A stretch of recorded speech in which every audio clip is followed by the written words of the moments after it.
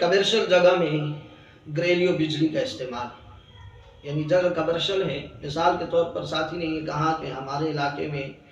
ایک دوست ہے، دکاندار ہے، وہ کمرشل بجلی کے بجائے گھریلو بجلی اپنی دکان میں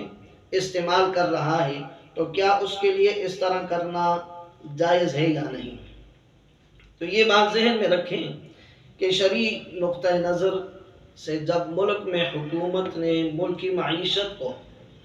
صحیح نہج پر استوار کرنے اور برقرار رکھنے کے لیے بجلی کا نرخ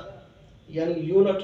گھریلو اور کمرشل جو ہے وہ الگ الگ مقرر کیا ہوا ہے کہ گھریلو یونٹ جو ہوگا اس کی قیمت 50 روپے ہوگی، اور کمرشل جو ہوگا مثال کے طور پر اس کی قیمت جو ہے وہ 60 روپے ہوگی۔ تو کمرشل بجلی صارفین کو بجلی گھریلو صارفین کی نسبت سے کچھ مہنگی ملتی ہے، لازمی بات ہے۔ تو ایسی صورت میں دکان میں کمرشل بجلی کے بجائے گھریلو بجلی کا استعمال دھوکے کے مترادف ہے، دھوکے کے زمرے میں آتا ہے، لہٰذا اس سے اپنے آپ کو بچانا چاہیے، کیونکہ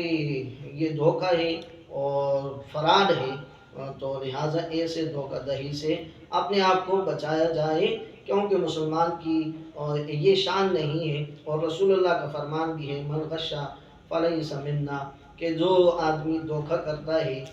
وہ کھوٹ کرتا ہے، وہ ہم میں سے نہیں ہے۔ لہٰذا ایسی چیزوں کے اندر کیا ہے، اجتناب کیا جائے، تاکہ اس میں ملک کی بھی مفاد ہو اور جو ہے اپنے آپ کو بھی کیا ہے اللہ کا اور پاک پیغمبر محمد مصطفیٰ صلی اللہ علیہ وسلم کا فرما بردار اور اطاعت گزار مسلمان نیک بندہ بن سکے۔